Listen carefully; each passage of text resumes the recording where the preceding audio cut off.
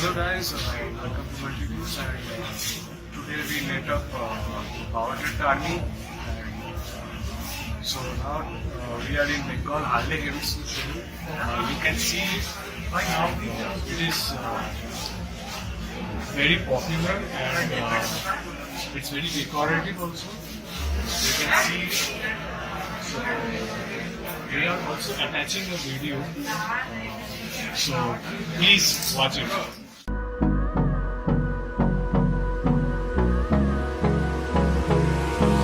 Hold me close till I get up. Time is barely on our side. I don't wanna waste what's left. The storms we chase are leading us, and love is all we'll ever trust. Yeah, no, I don't wanna waste what's left. And on we'll go, through the wastelands, through the highways, till my shadow turns to sun rays. And on we'll go, through the wastelands, through the highways, and on we'll go.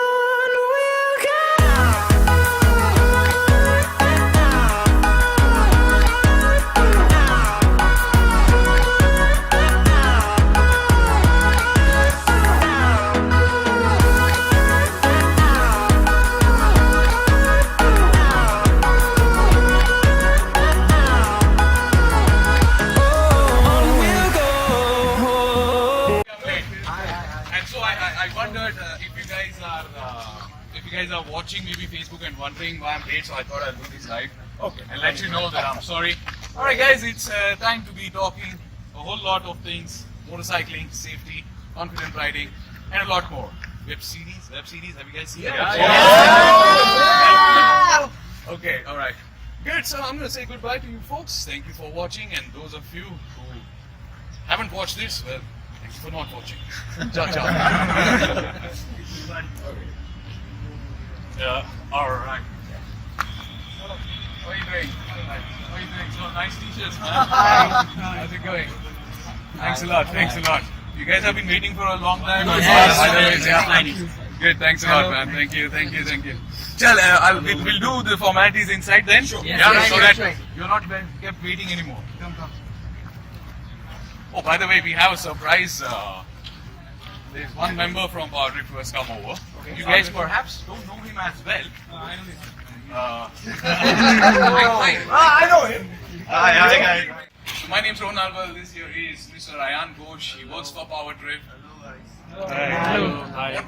What we try to do at Powerdrift is, we have folks working from almost all over the country.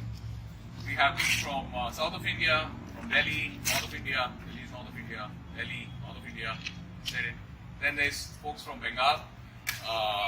And so if we go to Bengal, then we ask someone from Bengal and the team to come over with us.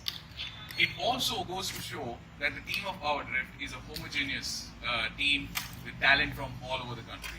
We are 30 of us. I'm pretty sure some of you are wondering what Powerdrift is, what it does.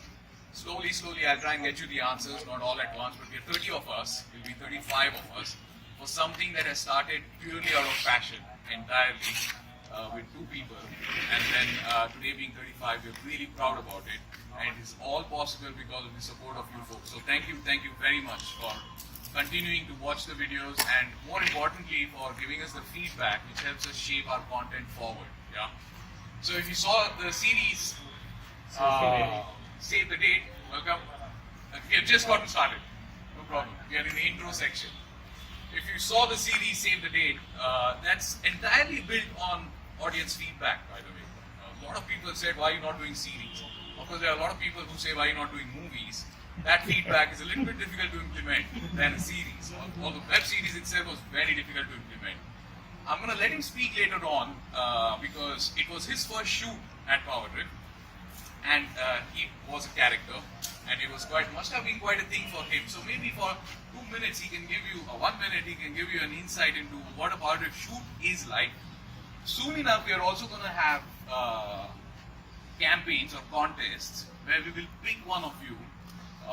Quite actually, if Satyan said it right, 3 people from Kolkata, and we'll take you on shoots And these will be big shoots, by the way. All sponsored, everything paid for. You don't have to worry about it. You will possibly go to Nepal, or you'll be anyway going to Bhutan, or God knows where. Yeah. So that's going to work. So to understand maybe how about a shoot looks like from the mouth of your fellow local being, please go ahead, Ayaan. Hi guys, কেমন আছো? So yeah man, so the first shoot, yeah, it was my first shoot and it was something else. So we had like 5 days. 5 days were planned, but it never happened in 5 days. So we were like around Goa and coastal region of India for like, we spent like 15 days. It took like 15-20 days to finish the whole thing. In the same, and guess what, we were in the same clothes because we had to play characters, right? So every morning we got up, we took a shower and we went back to our stinky clothes. But we had to do it, there was no other chance. Like, you make a good thing, you have to do something. Like, you have to, these are nothing. So yeah, it was a crazy experience. And you do it again? Of course. Yeah, okay. I can do it now. I'm already dressed up. He was dressed with this very thing, by the way. Right. Yeah. This thing. What is it called? Kurta. It's a kurta. Yeah. In Bengali, it's called Punjabi. Punjab. Punjabi. Oh, Punjabi. Okay. No, but this is a kurta. It's kind of a kurta, yeah. By the way, it was quite heroic of him because he fell sick on the shoot. 15 days same clothes is no joke. When you guys win the seat to the shoot like that, you'll see. We're also going to make you characters in the video, so you will be required to wear the same clothes. We're not big actors. We're not big people at all. We are writers, much like you and I. So we can't afford to have a vanity van, 12 sets of same clothing and all that stuff. And he fell sick so bad that he was puking 6 times a day. I had some food poisoning. Oh. Like, I had some crappy chicken, and yeah, it didn't go down well. And so for one day, I was constantly throwing up. On the set, on on the the shoot. set, like giving my line, throwing up, giving my line, throwing up. But thankfully, like nothing happened. Like I just took a nice rest and went away. But the very next day, something went in my eye, and I couldn't act that day. I had to go to the hospital. Yeah, like, but it was all a fun experience. Good. Thanks a lot, man. So Thanks a lot. Thanks to you. thanks to everybody that you folks loved it. Yeah. If you didn't love it, let us know honest opinions. Yeah. There would be something that you may not have liked. We're gonna catch up on this in person. Yeah. Let's jump into the crux of the matter. Once again, thank you folks on a Sunday evening. I hope you have all seen MotoGP for coming out here all the way and for having me here in Kolkata. It's going to be terrific when I get to share my experiences of motorcycling. I would like to declare at the very outset, I'm not a teacher. I'm not going to give you any Jaan. I'm not going to, this is not a school session. This is not a college session. This is not a conference. This is riders meeting and riders having a talk. Now, the only reason you're there and I'm here is because all of you can see me. Otherwise, I would love to stand right in the middle of all of you, which I would at the end of it. Yeah.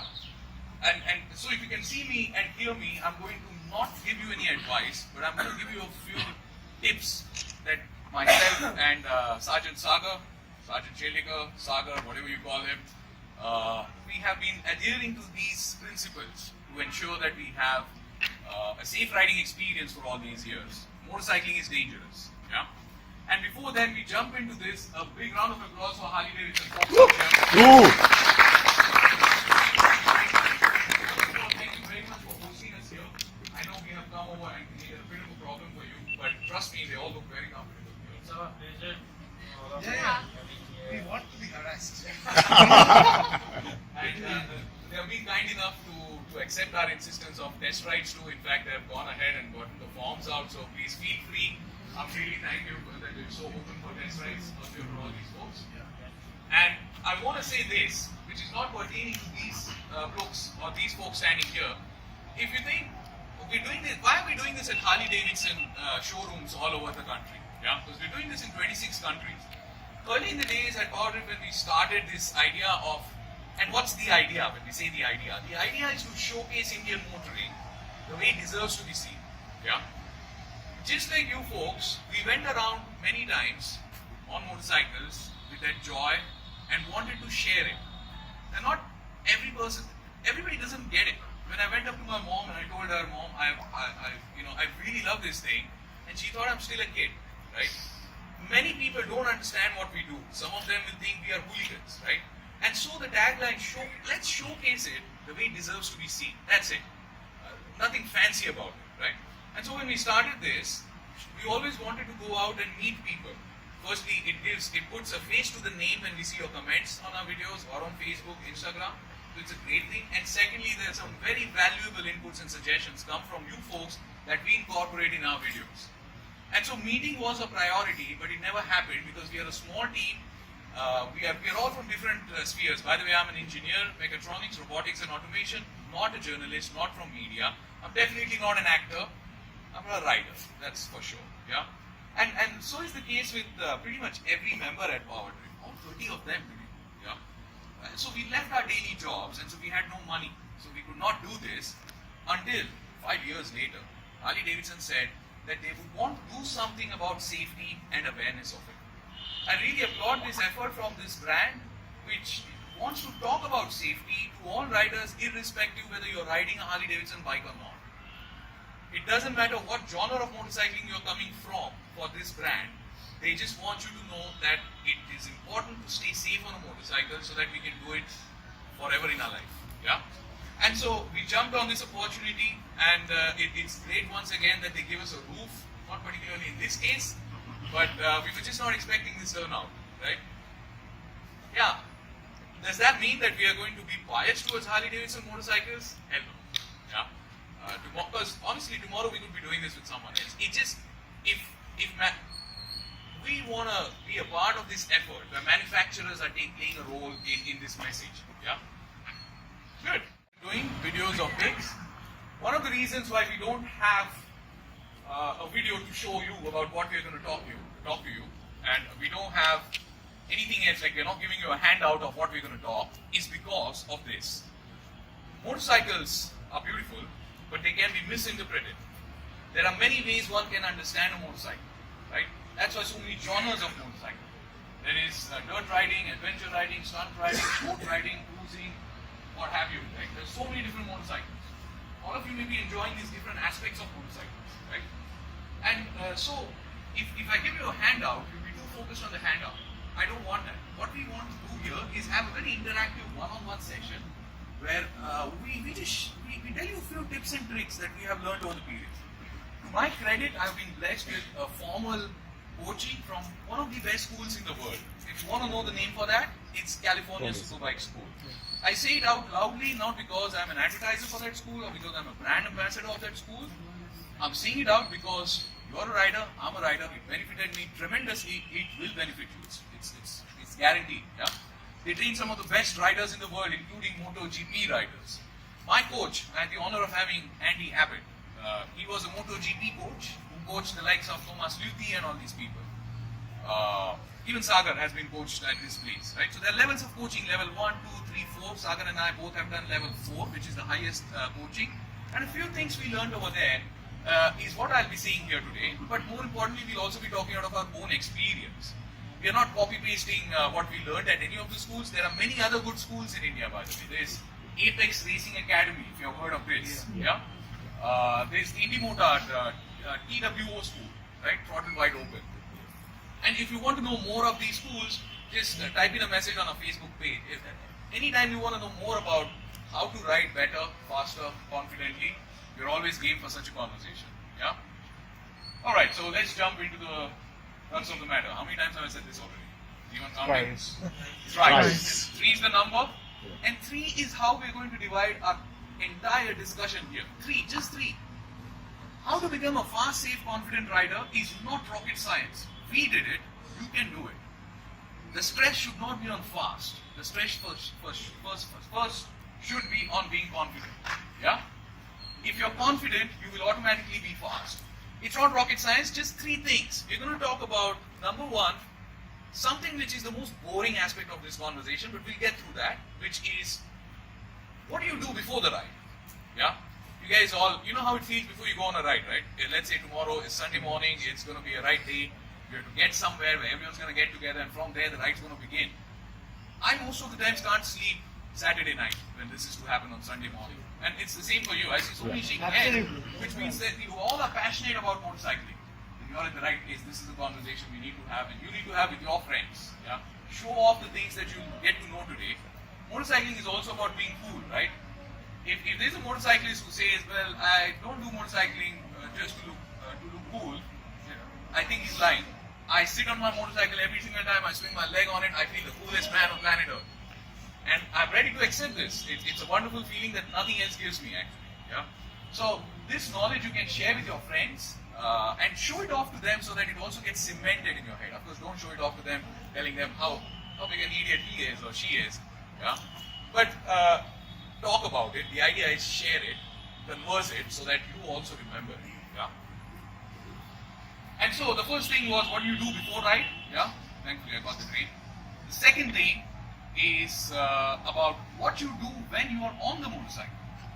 Yeah. And the third thing is a small differentiation between what safety is. There is something called as active safety and passive safety. The third thing is also concerned to what you do when you're on the motorcycle. Yeah. So no rocket science. First thing before the ride, and then the second two things, second and third, is what you do when you're on the motorcycle. And that's it. Therein lies everything about motorcycling is what we believe. For folks like us. Unless you want to be a racer at GP level, then I cannot help you at all. Yeah. So what do we do when we are going on a ride? Apart from being nervous about the ride, is the first thing that you have to do, and this is about being a safe ride. Okay, this is not about being a racer. The first thing we do in our experience is when we get to the motorcycle, we do a visual inspection of three things. And visual inspection requires no tool for you. Yeah? It's done very simply. Simply is you take a gaze at your tires. Tires are the most important things. Yeah? They affect handling, they affect acceleration, they affect braking, they affect everything. Right? So the most important thing, you want to know if there is good tire tread left or not. Just because a friend bought the motorcycle at the same time as you doesn't mean that you don't have to change it because he hasn't changed it. He may have used it differently. Yeah? So look at the tires. Okay? Secondly, look at the front forks. You know what forks are? Yeah, forks is the front suspension. Shocks is the rear suspension, right? So take a look at the front forks and run your forefinger across the length of the front forks, especially there where you can see the seal is. Yeah? Many a times this seal is broken. It's busted open. Yeah? So there's oil leaking out there. So dust and muck collects itself there. If you don't give it attention in time, that oil is going to start leaking onto something else in your motorcycle, like the brake discs or something. This has happened to me. On CBR Fireblade, usually this happens because our road conditions are not the best in the world. Yeah, we have very dusty conditions and very hot conditions, humid too. Yeah, so usually if you go into a pothole very hard at high speeds, intermediate speeds, there's no telling, it may just happen. Yeah, this is going to be the case. When I kept my CBR Fireblade 1000 RR in the house for 3 months, came out, started riding it, this was the last of my worry because I had not ridden it, and so how could the fork seals be busted? It didn't go through a pothole. If your motorcycle sits out or in your garage for a long time, the plastic is going to crack up. Yeah, and that's what happened in my case. So it's always a nice idea to take a look at the front forks there and see if there is anything wrong.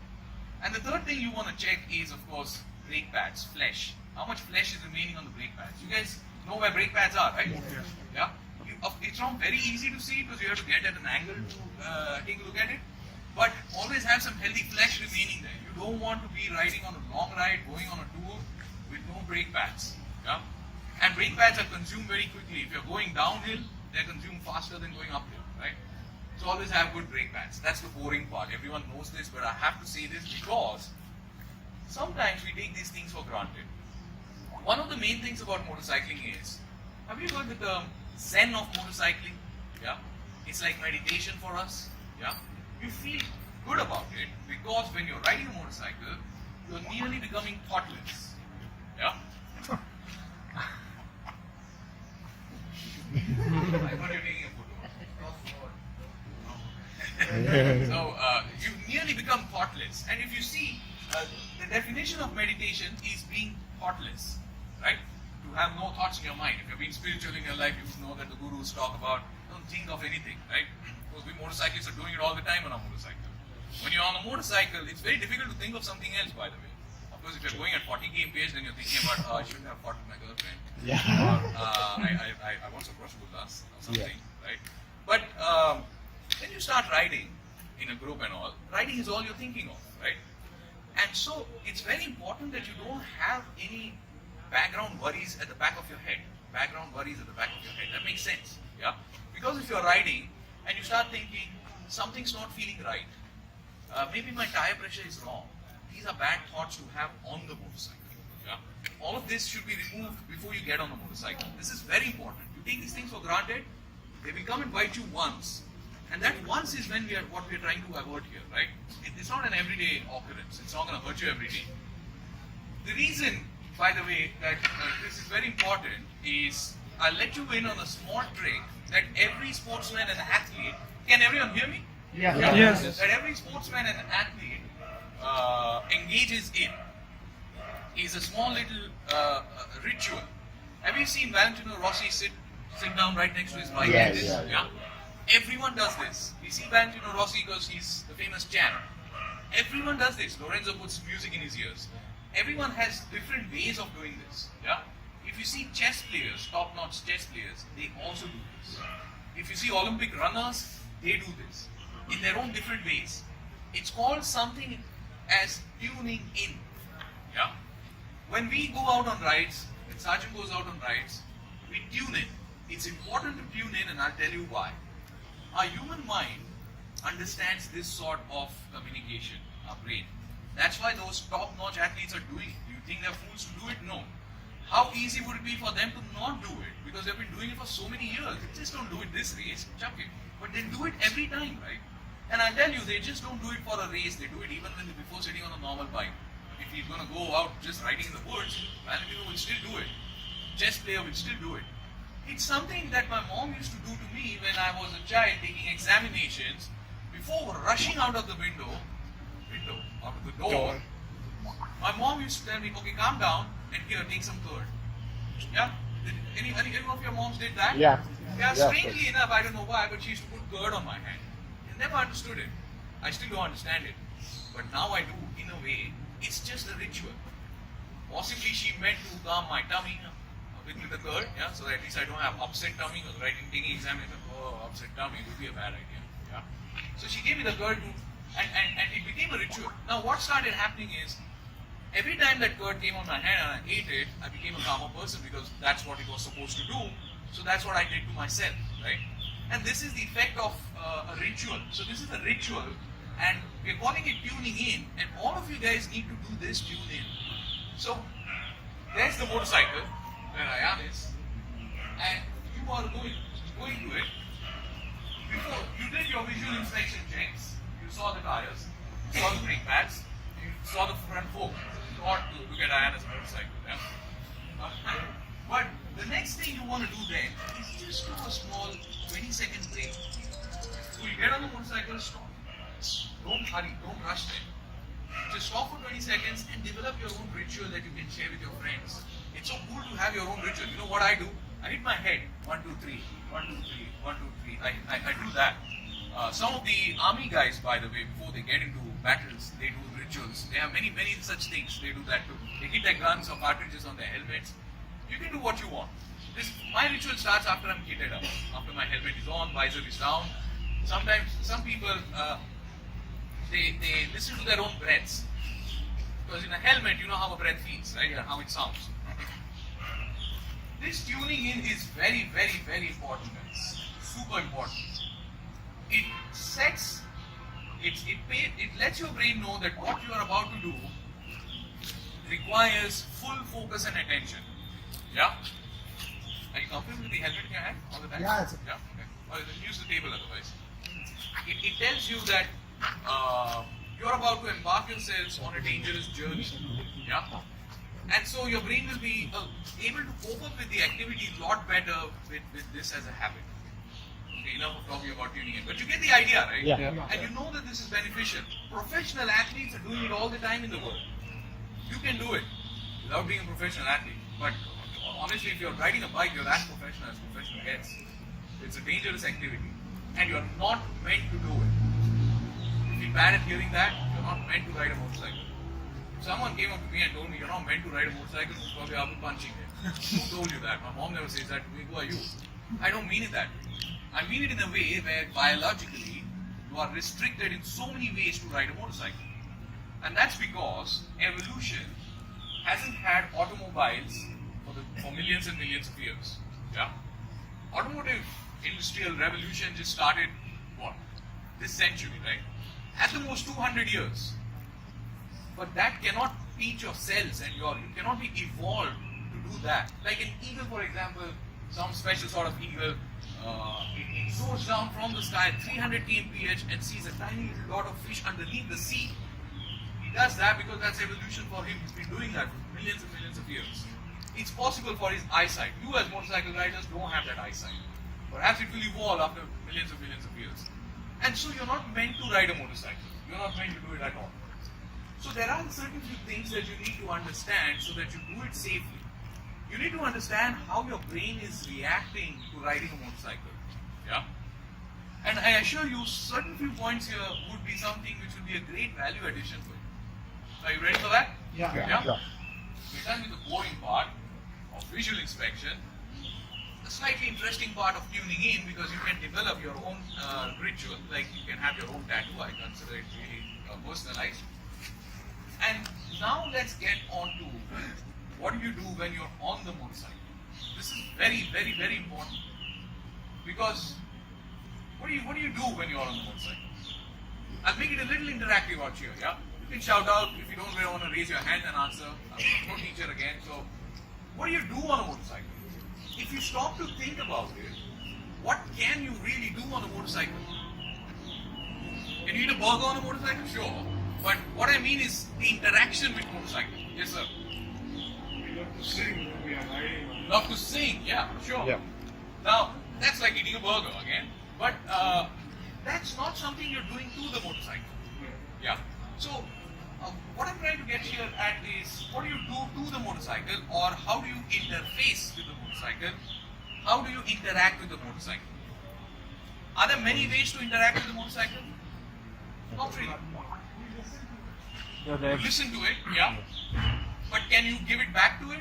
Through sound? No. So I wouldn't go, it's a one-way communication, listening, yes, but it's there. What else do we do?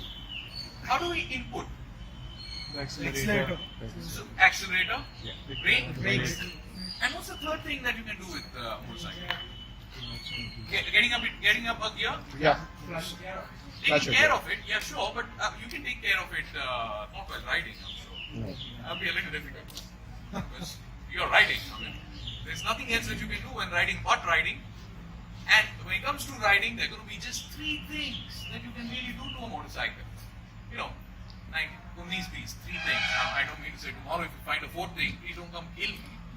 But what I mean is you can accelerate, and under acceleration I'm also including upshifting. Yeah? You can brake, so downshifting. And the third thing that you can do on a motorcycle is turn the motorcycle. There's nothing else. Stop to think about it. Stop to think. Let's stop for a moment. Ayan, do you do anything else on a motorcycle? No? Yeah, one more thing. Mirror adjustment. The mirror adjustment. Yeah. Yeah, small things like that. Yeah. Yeah. So, do you adjust it for your face or for the guy behind? Do not adjust your mirror when you're riding the motorcycle. Yeah. Exactly. I don't know. So I don't require Yeah. anything So once again, don't be adjusting mirrors when you're riding the motorcycle. All these things should be done before. And ideally then, if you stop to think, these 3 things is what you can do, and that's it. Yeah. So let's talk about one of that thing, which is the greatest thing of what you do in a motorcycle. You turn a motorcycle. Yeah. You know how to accelerate. It's fairly simple. I'm not going to spend time on that. You came here that way. Yeah. You can honk. Yeah. That's not a way of interacting with the motorcycle. Interaction necessarily requires a 2-way communication. If you honk, the motorcycle doesn't do anything. I mean, it honks, but that's why you are honking. If you see, there's a difference between the interactions of input, and horn is not a part of that. It's not a part of riding. You may as well ride without a horn, but you can't ride without a handlebar, and you can't ride without an accelerator, and you cannot ride without brakes. Yeah? So you get the difference, right? Now, we want to talk about turning. This is very important. This is what will make you way safer, very fast, and very, very confident. By the way, the more confidence you get as a rider, the slower you're going is what you'll think. This is what fast riders come and think. What happened? I went so slow. When I got many things right in terms of riding, I came to my coach and said, oh, it just didn't work out for me because I felt so slow. And he said, you are the fastest right now. So when you're confident, you're fast, but you feel slow, and that's a great thing. And we'll get to how to do that. How many of you guys here think that the handlebars on the motorcycle are there to handle or hold the motorcycle? Where else do you hold, right? You hold on a handlebar. Yeah? You never hold to the handlebar. That's the first step for today. Remember this. If you forget about what we spoke before, fine. Don't forget this. Research about this. Don't believe my word. Go Google it. Whoever's your best friend. Yeah? Read up about this. It's important to know the fundamentals of how a motorcycle behaves. And when you as a rider are sitting on top of a motorcycle, you cannot hold the bars tight. Of course you can hold them, not tight. Yeah? Bars are not there for you to hold them. If you see, bars entirely have all the input controls. The brakes are on the bars, the accelerator is on the bars. Yeah? Someone say I'm on again? Yeah. Okay. Indicators, everything is on the bars. No?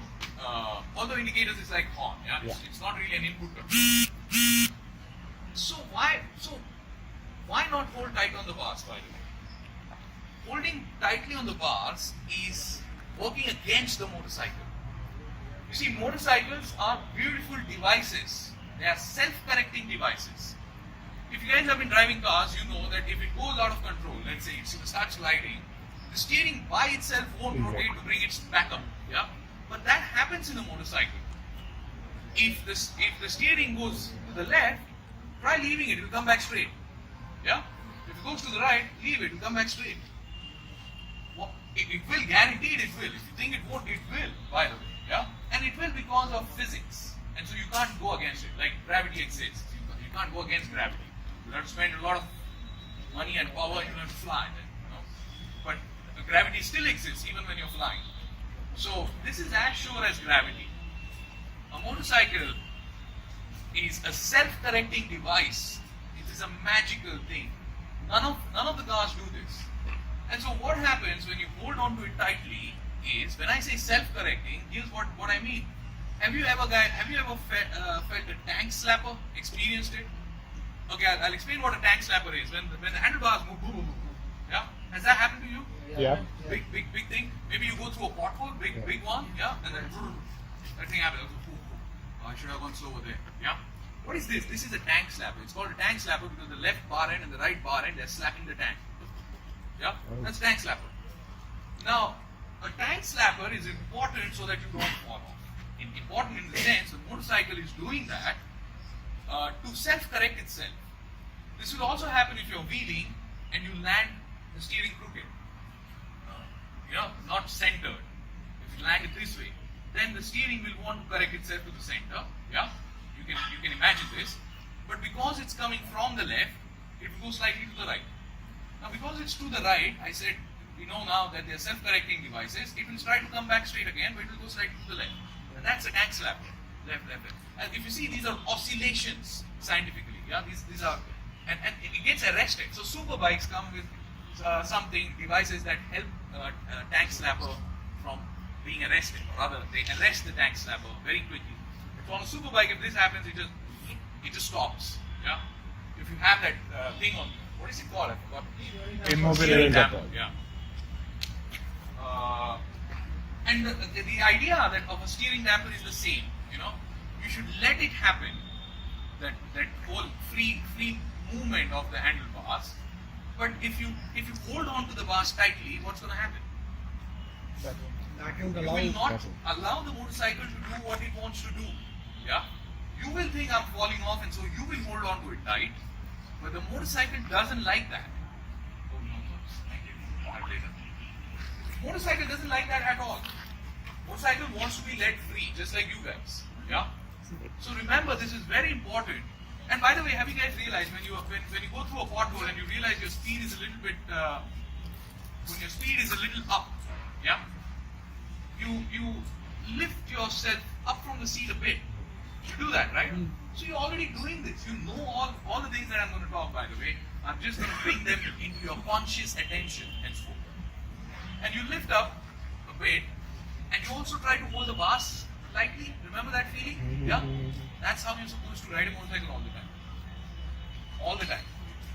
At a California Superbike school, Andy Abbott gave raw eggs in my hands. And he said, hold on to them for 10 minutes. I said, they'll break. He said, no, they shouldn't. And at the end of it, he said, that's the pressure you should put on the bars. That's the extreme end. I was riding a sport bike. That's not always required for cruisers or something. The idea here is what needs to be understood. That bars should be held lightly. This will save your life, guys. Guaranteed. I'll write it down. This will make a huge difference to your motorcycling. You will feel much more confident, coupled with what we are going to talk next. Holding the bars lightly is one thing. Yeah. Understanding that bars are not there to be held is important. Otherwise, you just over-accelerate if you want to hold on. I mean, even the manufacturer doesn't intend the handlebars for you to be holding them. Otherwise, the accelerator won't be here. It's an input control there that needs to be modulated. If you're tight onto it, how are you going to modulate it, right? The other part is how you use the handlebar then. We said it's for turning, right? It's not for holding. How do you turn a motorcycle? Making a perfect angle with it. Okay, so let me break this down for you. This is my motorcycle, yeah? I'm riding. And now I want to turn left. I turn the handlebar left. And I turn left. No, you have to shift your body weight as Your well. body weight. Body weight. If I want to turn right and I put my body weight, so I turn the handlebar right and I put my body weight here, my motorcycle Handle goes to right. the left. Counter steering. I hear a few things here. I want to say this again because this is very, very, very important. This is what is going to make you Sergeant Sarah Shaylaker. I guarantee you. Not in one day. Don't go tomorrow out there and saying, okay, I've learned everything, now I'm going to become one racer and go out there. It's not going to work out.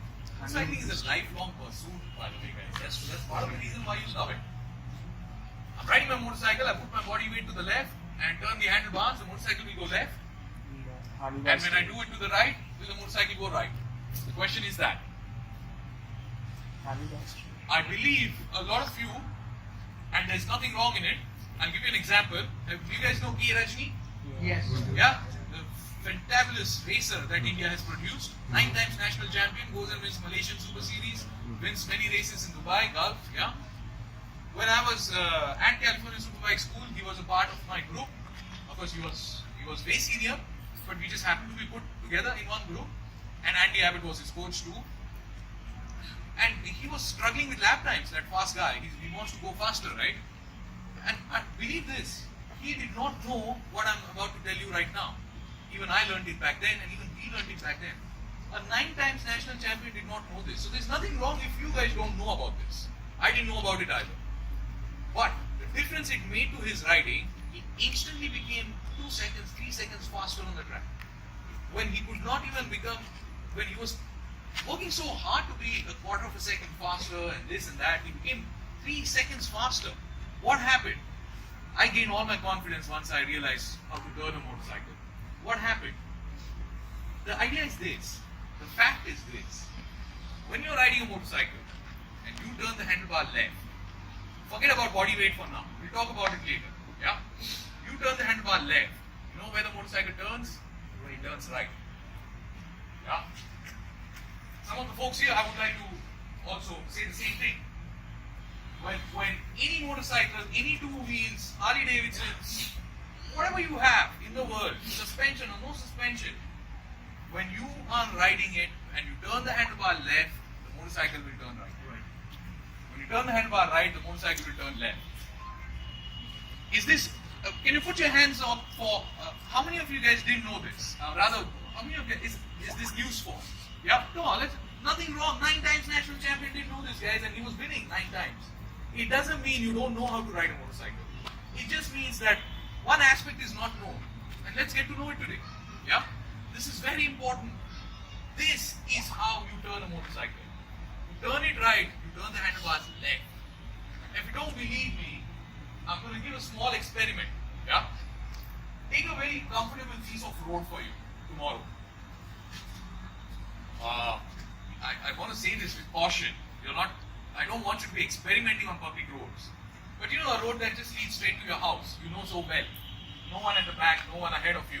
Okay, you're doing 40 kmph. Take your hands ever so slightly off the handlebar. Slightly. Don't do, look man, no hands. Yeah? Don't be doing that. Just slightly. And a forefinger experiment again. All you need is your forefinger. Slightly both the hands off the bars. Now push with your forefinger. Yeah? Push on the right bar. Slightly. Pushing on the right hand side of the bar is going to mean that the handlebar is turning left. Right? Yeah? So this is your orientation. I'm pushing this way. Not like this, but slightly with my forefinger. The handlebars are now going to the left. You will see that the motorcycle starts to drop my phone. The motorcycle is going to start moving to the right. You will feel it. Guaranteed. There won't be a soul here tomorrow who can come up and say, I pushed on the right handlebar and the motorcycle didn't turn to the right. It's going to happen for every single one of us, for every single motorcycle. This is just an experiment for you to be convinced, because it is so difficult to believe this. That turn left, go right, turn right and go left. What the hell is he talking about? I've been riding for the last 10 years, I've not done this. Believe me, you have done this. The fact that you ride a motorcycle means that you are doing this, but you're not doing it consciously. The idea here is to do it consciously, and that will unlock confidence. Because you will finally have control of turning your motorcycle in your hands when you know how it turns. Also, if you do it with your left forefinger, you'll see that the motorcycle turns left. What is happening? And why is it so difficult to believe this? Is it easy to believe? Those who raise your hands, is this easy to believe? No, right? No. Yeah? Who raised your hand? Is it easy to believe? Not at all. I didn't believe this for a good 2 days, honestly. I thought something's wrong here. The man is sick for telling me this information or something. Yeah? But it's true. You have to do this and you have to find it out for yourself. So why is it hard to believe? Because you grew up riding bicycles. You don't do this for bicycles. If you turn the bicycle left, the bicycle goes left. If you turn the bicycle right, the bicycle goes right. Pretty much. Since you grew up riding those two wheels, you would assume that motorcycle also does that. But it doesn't. Why? Anything, if you rode the bicycle at about 25-30 kmph, even the bicycle will do it. This is called a phenomena of counter steering. It's called counter because you don't steer in a direction to go in that direction. You counter steer to go in this direction. Right? It's a counter steering. It's opposite. Counter. Yeah? Any two wheels like this, moving in one direction at 25-20 kmph or 18, this number varies. Yeah? Above these speeds, the only way it turns is through counter steering. Nothing else. Putting your body weight on the left hand side and on the right hand side, all of this is crap, guys. Body weight is not put on into the corners on the left or right to turn the motorcycle. You can ask Sergeant, PM him, Facebook him. He doesn't do it. No one does it in the world to turn the motorcycle. I can say it out very clearly. Engine braking for reducing and modulating speed, that's acceptable. It's a valid format. It doesn't damage the engine. Somewhere like what happens is we are riding on a hill. Yeah. It's not working and it is a very slopey place. Yeah. So the shifting gear is the best method. Yeah. We can go slow down and we can use the brake. Definitely. But do you remove brakes from your bike because you have shifting gears? No. No. So braking by itself is needed. And how you brake is going to be a science. It's not big science, it's just physics. What happens when you brake? Have you guys been in a bus? Yeah. Yeah? No fancy rich people here. It's not a bad thing to be a fancy rich person, but I've been in a bus, everyone's been in a bus. What happens when the bus stops? Like you're not prepared, I'm talking to Jaan, and the bus stops. Whoa. Yeah? Whoa. Yeah, motion changes. We learned it in school, Newton's law, not. Yeah? That boring part. Same thing's going to happen to your motorcycle. When you brake, you yourself and the mass of the motorcycle wants to go ahead. Right? And so, all of this weight is going to get onto the front wheel. Yeah? In fact, if you brake very hard, the rear wheel starts lifting up. Endo, stoppy, yeah, all these names. If you accelerate very hard, the front wheel will pop up, yeah. So it's very clear to you that when you stop, the bike has a tendency to go up from the rear, yeah, because weight is going on the front. Yeah. So there are two things to be noted here. If you use the rear brake only, because the weight goes to the front, the rear is going to lock, right? Once it locks, it will start fishing. Yeah? Once it locks, and you may crash. There is another angle to it. If you're going and you use too much of front brake immediately, your front wheel will lock. Yeah. And you may crash. Why? Because the weight hasn't transferred yet to the front. It needs some time. It will happen eventually, in half a second, but you grab the brake so bad because you panicked. First of all, if you use your vision and eyes and brain correctly, you won't panic as much. Secondly, if you do panic, do not grab onto the front brake like that. Weight transfer hasn't happened and suddenly the wheel will lock. Why does the wheel lock? Here's the thing, if I'm going to walk on this floor with a lot of weight on the right leg, I can't even take it ahead. You can try it. This floor has a lot of friction and just put a lot of weight on your right leg and try to move it. It won't move. Right? I mean, there you go. It's going to be painful. Yeah? Why? When there's weight on it, there's no friction between my shoe and the floor. Think of my shoe as a tire. When there's weight on it, it has grip. Right. If I hold my foot lightly, I can do more. Yeah? I can't.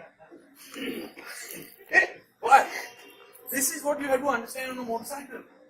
And by taking a look at the geometry of a motorcycle, you can tell which brake to use first maybe. For example, a nice big cruiser where you're almost sitting on the rear seat, or on top of the rear wheel. Yeah? There's a lot of weight on the rear wheel. Correct? At this time, if you grab the front has no weight on it. You know, the cruisers have this long rake angle to the forks. There's not much weight there. Yeah? So the front will possibly lock. So on cruisers, you have to write it very differently. You don't use front brakes as much as you use sport bikes. You know, if you have a Duke 390, you're pretty much sitting on the seat and on the handlebar. Yeah? On the front wheel. The front wheel is right there. Now where's the weight? Front wheel, not the rear. What will you use? Rear. The front, yeah. If you use the rear, it will lock. Try this out. Don't try this out. It can get a little dangerous. Now here's the thing. Why did our fathers tell us front brake ko touch mat karna? You crash. Remember this? Yeah. All of them told us this. Yeah. My father told me this, and I believed it. It's wrong advice. I tell you why it's right for them. If you lock your front wheel, what happens? Most probably you're going to fall. You're going to crash. What happens if you lock your rear wheel? Most of the times I sit on my bike and I see my friends and I come lock my rear wheel and hey, I get down and how do you guys doing? Yeah. I show off. Nice, you can do it with your rear wheel. If you lock your rear wheel, you're not always going to crash. That's why the fishtailing happens. You're not crashing. You may, but the wheel which turns the motorcycle cannot lock. If that locks, you're most probably going to have a washout, a low side. Yeah?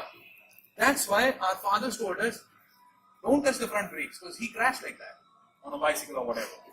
He should have actually told us, touch the front brakes, but beta, modulate first. In the beginning, slight pressure. Then when the mass transfer happens, start going in, digging in deeper. Then you'll have a lot of weight on the front. Then dig it even deeper and you'll stop. As a child, you wouldn't have understood nothing of it. So he told you to keep off it. But don't go around giving this advice. Front brakes is what you need to use on any motorcycle to stop a motorcycle. Rear brakes only slows a motorcycle down. Rear brakes is much like gear shifting, using engine braking. It's bigger braking force than engine braking, but it can slow a motorcycle down. It cannot stop a motorcycle in an emergency situation. Yeah, but I'm hoping that when you are on the brakes, you're not on the accelerator. Yeah, but there is no power going to the rear. I